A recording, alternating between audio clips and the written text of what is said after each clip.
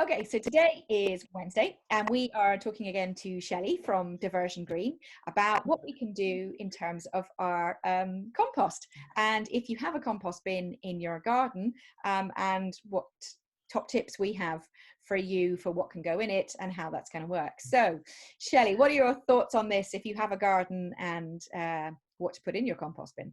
Okay, yes, if you have a garden at home and you have a bit of space, I would highly recommend getting a compost bin.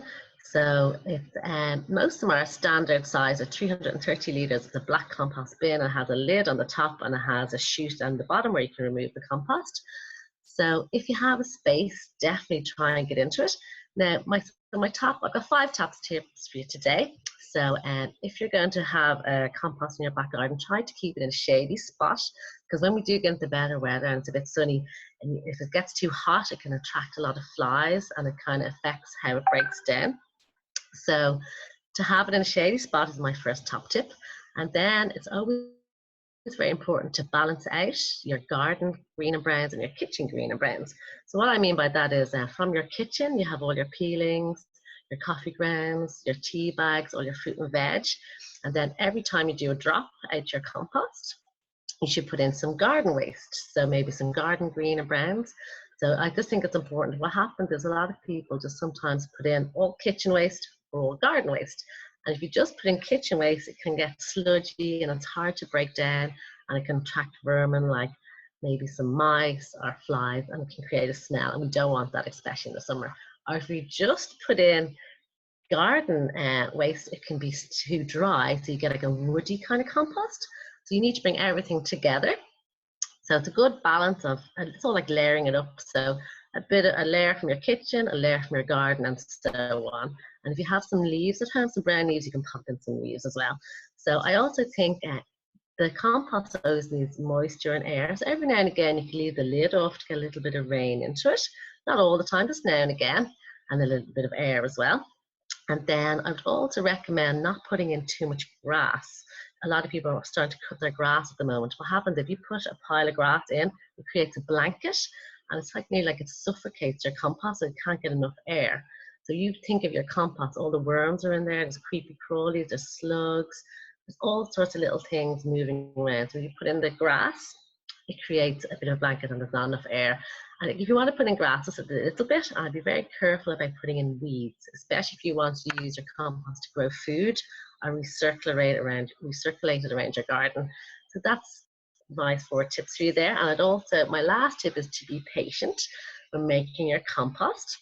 It takes at least a good year to make compost, but if you do have success after the year, you'll be so happy with your compost, and you'll just be so joyous every time you go to empty it, to have this beautiful, rich, nutrient soil to return to your garden. And also by having a compost at home, you maybe don't have to stop using your brown bin.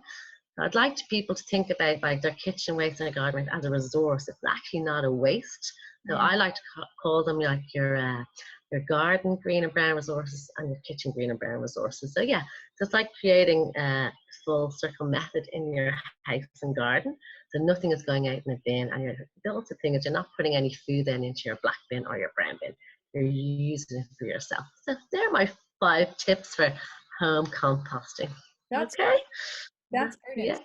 Yeah. I think most people do. They just mainly put in their green stuff, and then they forget actually, like, the ratio. What's the best ratio? Let's say green to brown. So you're going to put in like browns of your leaves or a bit of cardboard or that kind of stuff, and then your green stuff. What's the ratio there? Well, the way I do it is like when you empty my kitchen caddy, I always pot around my garden and I get like a few leaves, and I put in a bit of cardboard. So just, I suppose, to keep it equal. So every time, just think if we do a kitchen drop, try and do a little garden drop. Or if you have a large amount of garden stuff, make sure to put some kitchen stuff on top. I suppose it's 50-50 then. Yeah. What happens is, you see, when you put in the green and browns in the garden, the greens provide the nitrogen, and the carbon provides the browns provide the carbon, so that provides the heat to all help break down. And then when you put in your kitchen stuff, the fragrances from that attract all the worms, and we need worms, and they all come together. So a healthy compost is all about balance.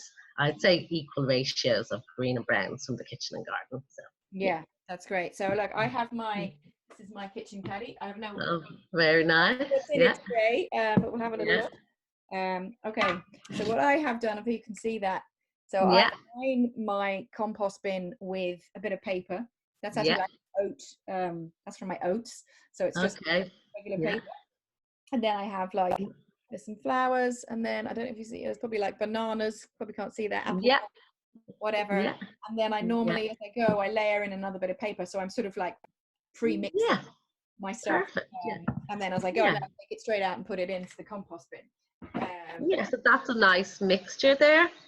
You've got a little bit of everything, green and browns in the kitchen kind of and garden going on there with your flower leaves. So yeah, that's great. That's going in ready. So yeah, I Yes. think just be careful. Just not too much. Just don't always put the one item into it. Like people get put off by composting because they just put in kitchen and then they wonder why they've loads of flies and smell. So you have to layer it up. It's all about balance. You know, that's Okay. the best advice that I can give. Yeah. Okay, I like that. It's all about balance. Perfect. Yeah, Okay, definitely. Yeah. that's what I'm going to take away from today. It's Okay. making your Yeah. own compost. It's all about balance, and Yeah. try and Definitely. have a 50-50 mix, I suppose. Yeah. Yeah. Perfect. Okay, well, thanks very much for your time today. Yeah. And tomorrow we Thank are going to talk about the you. brown bin. So see you then. Oh, yeah, Brandon. Okay. Thank you so much, Sarah. Bye.